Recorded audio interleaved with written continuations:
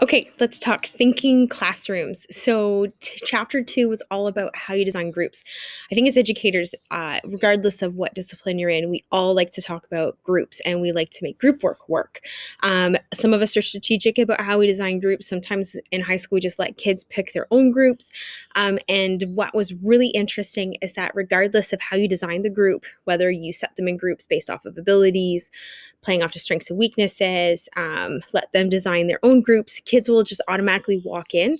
And the data really supported visibly random groups, which is really surprising to me.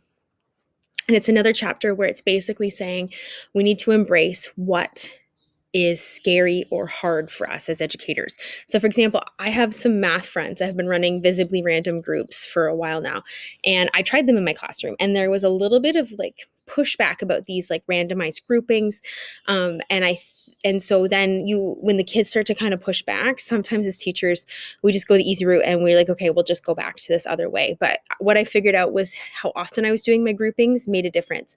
So, for example, I used to leave my kids in the same group every week and then switch it up on a weekly basis. These guys recommend every hour or every class transition to do them. So, for example, if you saw them in a semestered model every day, you would change up the groups and make sure that it is actually visibly random, not saying it's random and the kids perceive that it's not actually random. The kids have to perceive the randomness.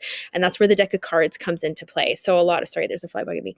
So there's a lot of research into how to make visibly random groups, and even the technology. Sometimes kids don't really trust the technology. So you could, for example, have a kid come up and hit the random generator as many times as they feel they need to make it random. But the easier one is actually just to have a deck of cards, ace through jack or ace through queen, depending on how many groups.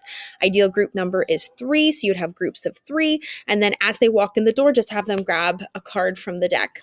And so then they would have the card from the deck and walk into the table or the station that is associated with that card. And that's how you set the groups up. And you should be changing those every day. In doing so, you actually end up, if a kid normally was in an assigned group, they come into it, the majority of them saying, I'm going to be a follower. I'm not going to think today. I'm just going to follow along.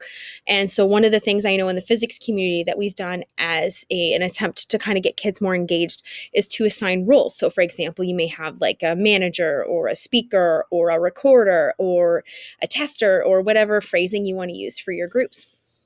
And that actually makes it worse because then the kids fall really solidly into their roles, and instead of thinking about the problem at hand, the only person that does the thinking is the person that was assigned the role to think, and everyone else just kind of follows along in their tasks. And so I thought that was really eye-opening because that's something I've done a lot in my class, not recognizing that it's not getting kids to think. So how do we get the kids to think? Randomize groups and don't assign roles.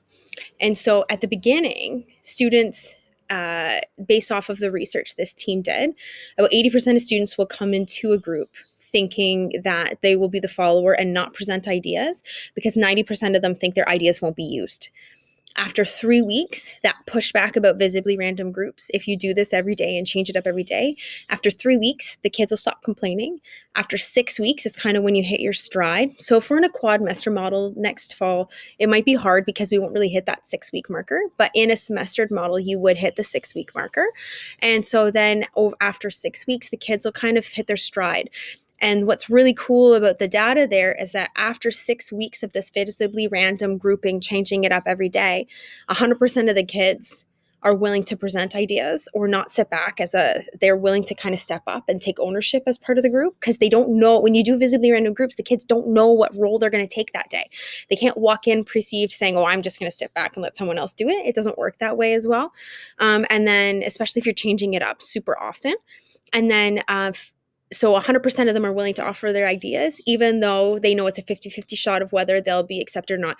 But that's way better data than 90% assuming that it won't be taken and 10% saying that it will. So I think that there is some really great research behind visibly random groups. I think it's going to be hard initially, but once you kind of change that culture and get students used to these thinking classrooms, I think that it'll be worth it. So it's one of those things where as educators, we'll have to kind of stick it out for the long haul. So there's tons of research out there about visibly random groups if you want some more information on it.